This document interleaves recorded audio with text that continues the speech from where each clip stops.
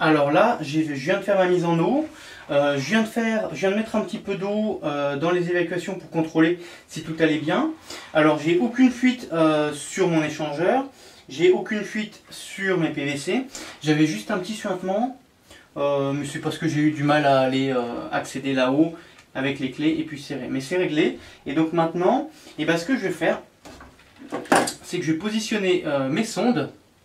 Là, j'ai mis des doigts de gants en fait, des doigts de gants qui permettent d'introduire un capteur dans un tuyau et puis pouvoir prendre la température de celui-ci. Donc je vais mettre mes deux petites sondes dans le doigt de gant ici et ici.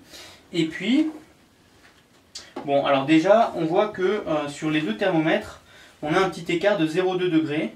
Bon, bah ça, j'en tiendrai compte. Quoique, je peux peut-être leur faire un petit reset. Voilà, tac, et tac. 22,2, 22,7. Bon, et ben je prendrai en compte une différence de 0,5 entre les deux thermomètres. Voilà. Alors, je vais mettre un thermomètre ici. Voilà. Que je vais venir bloquer de manière à ce que le métal soit en contact avec le métal. Faire un petit bouchon.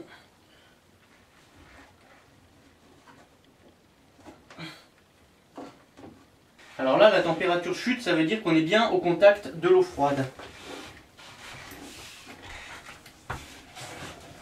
Je vais attendre que les deux valeurs se stabilisent et puis je vais commencer mon test. Alors je me suis également procuré des thermomètres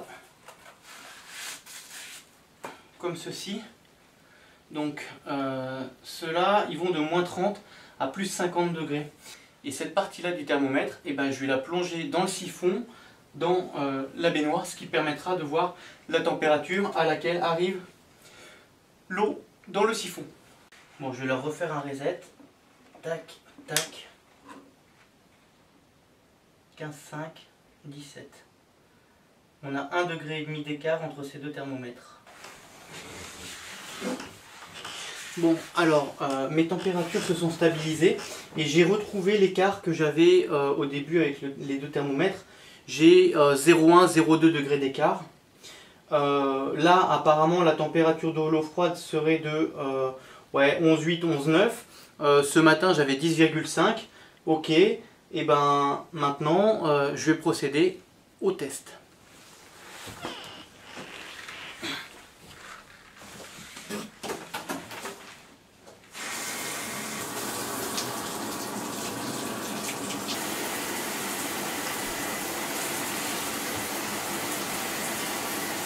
Voilà, et maintenant on va voir ce qui se passe. 11,8, 12, bon ok. 11,9. Bon, je récupère presque 1 degré avec ce système.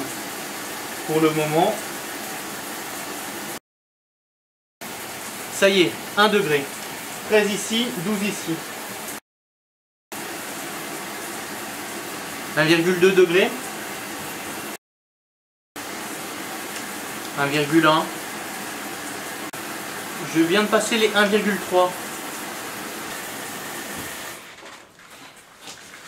10 minutes de test, on récupérait 1 degré, voilà. Et puis ici, température dans le siphon. Température dans le siphon, on était à 37 degrés. 36 degrés. Non, on était à 37 degrés.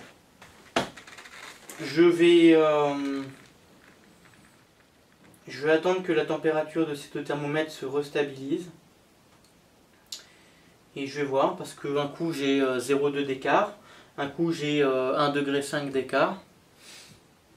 Et c'est pas très fiable. Et je me demande si je devrais pas venir mettre des petits thermomètres comme ça ici à la place. Mais je vais pas non plus mettre toute la faute sur les thermomètres.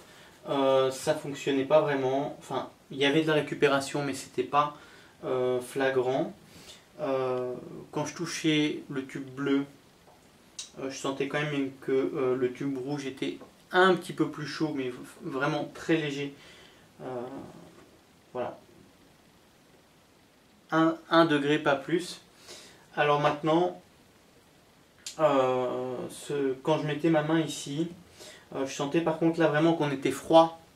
Et par contre quand je mettais ma main sur celui-ci, et là encore maintenant, après mon test, je sens que il est encore chaud. Donc il y a bien un échange thermique.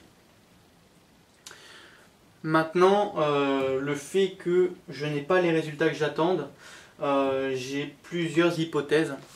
La première hypothèse, c'est mes sections de tubes.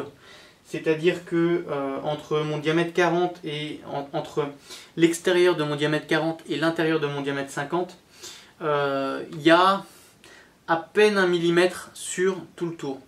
C'est une section très faible, ce qui voudrait dire que l'eau froide, lorsqu'elle rentre dans le système, section faible, donc vitesse forte. Elle passe très vite dans l'échangeur et elle n'a pas le temps de se réchauffer.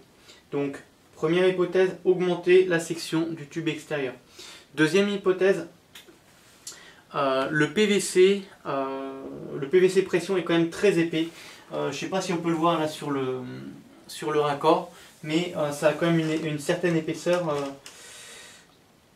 Du coup, est-ce que cette épaisseur empêche la chaleur de se transmettre comme je voudrais qu'elle se transmette? C'est aussi une autre hypothèse. Et puis ensuite l'épaisseur et puis aussi le matériau. Hein. On est sur du plastique. J'imagine que si je fais ce même échangeur avec du cuivre, le cuivre étant conducteur, l'échange thermique serait probablement bien meilleur.